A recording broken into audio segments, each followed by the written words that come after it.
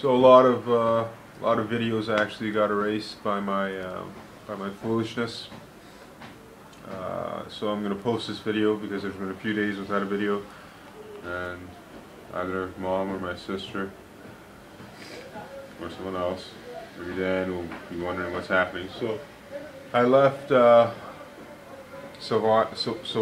Madhopur, which is I went on a safari, another safari, a tiger safari this time.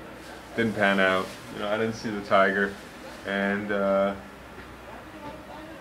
saw some footprints. There was a sloth bear, which looked exactly like a black bear that everyone saw, and then they got really excited for it, which is good for them. But to me, it just looked like a black bear. I wanted to see a tiger.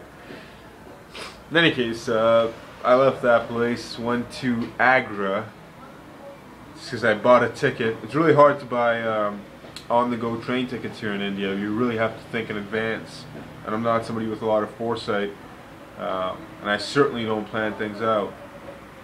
So it's very hard for me to travel in India. But the one thing that I ended up finding was a ticket out of Sawai Madhopur to Agra. Figured I'd see Agra. When I get there, and I planned it beautifully because I would have gotten there at 6 a.m. in the morning, and I didn't want to stay there for more than one day because I bought a train ticket out of Agra to go to here, or no, to back to Delhi and then to here, which is Chandigarh. But what I did do was I got in late. I got in 5 hours late, and by the time I got there, there was this haze over the city. So even the shots from across the river of the Taj Mahal wouldn't have been any good. And as it happened, it was a Friday, and I forgot, and I actually didn't even know, I should say, that the Taj Mahal is a Muslim building, shrine, whatever, right?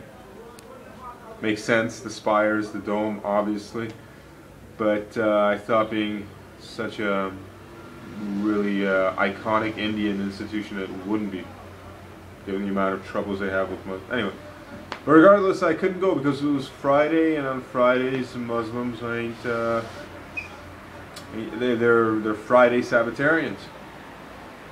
They go to mosque, it's their holiday, just like in Iran. So that sucked because I left Agra the following morning at 4 a.m. to catch a 9 p.m. bus in Delhi, which left me about 12 more hours in Delhi. It was alright. I went to the Red Fort again, checked out some of the sections that I didn't see, and then I went there for my 9 o'clock bus, and it was delayed by 6 hours. An old Delhi railway station. I was exhausted. I hadn't had a really proper sleep for a while. I kept waking up early to catch this and that. So whatever, I did like the Indians did, and I should have taken pictures of this, but just bought a copy of the Times, or the Hindustan Times, an English paper.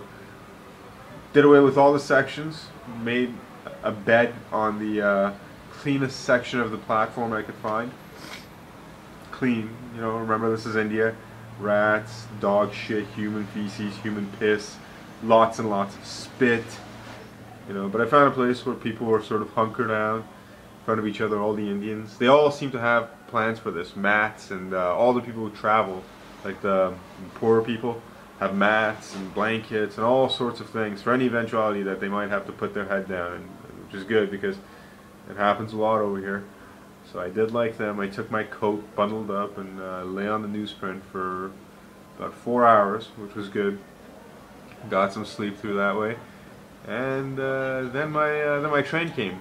And this train, I'd actually booked the first class, not the absolute top tier, and I'm usually going 4 tiers below that into the just regular sleeper class with the slum people and everything like that. And then, no, there's a tier even below that, which I took once. It's called just second seating, and now that's a trip. But in any case, then there's 3 classes of AC, which for now it just means more comfort and fewer people. And the first class is you get a cabin and 4 really wide, really comfortable berths with incredibly clean sheets, incredibly clean blankets. It's like a nice little hotel room, better than some of the hotels I've stayed in here. and I booked that, which is about 4 times the price. And the reason I booked it is because it was the only amount. It was the only quick ticket I could have gotten. And so I took that and came here to Chandigarh, which is the capital of Punjab state and Himachal state. But it's not part of either state. It's a union territory, kind of like DC, District of Columbia. Now this place was designed by, I should have gone to a better place maybe for this video of the city, maybe the Parliament building. But it was designed by the 20th century architect Le Corbusier. Many of the buildings were, and the entire city's layout was. It's a completely planned city. I'm guessing, I've never been, but kind of like Brasilia in Brazil, for one function to administer, you know, 2 states.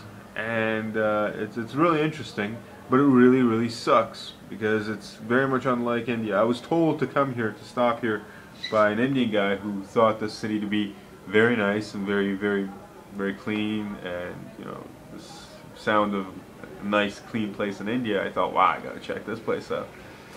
And I can see why they consider it clean. There is slightly less pollution than Delhi or Jaipur or anywhere in Rajasthan. And there's a lot less garbage on the streets. Massive boulevards cover this place still. Massive. Like huge. And it's quite vacant. Quite vacant for, by Indian standards, you know. This light is not gonna go. Anyway. But it sucks because there's really nothing to see here. There was a cool rock garden, but that's about it. And that place, ironically, was, you know, built by this hobbyist who went against the city ordinances, and then they said, all right, we'll make it. I'm actually a little bit under the weather right now, pretty stuffed up. I'm not sure if it's going to come through in my voice. And I've taken a whole bunch of meds, maybe too much. Because you can get anything at the pharmacies here, so I took some liquid cold medicine.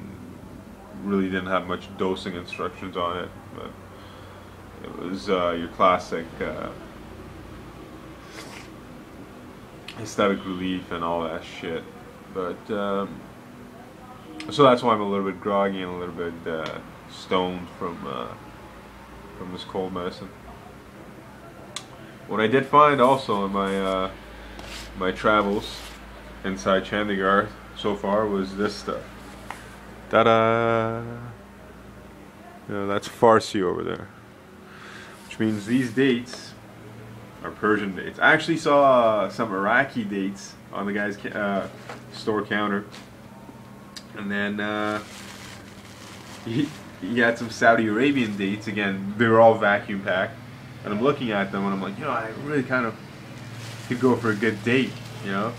And as soon as I thought, man, I wish he had some Iranian dates, I look up at his fridge, sure enough, boom, boom, boom, 150 rupees, so $3. I'm not sure how much they go for back home in Toronto, but I've never bought them in Toronto. I've had plenty of them. They're not the best ones, right? Like the skin's not coming off, but they're certainly not the worst either. Yeah, pretty hard. That's India. But it's good. It's a Persian date. Oh yeah. Very good. Very good. Anyway. Much love. No one's gonna watch this video because I rambled it, but I'm gonna post it anyway. Godspeed. Oh, my mom will watch it. There you go. Bye, Mom.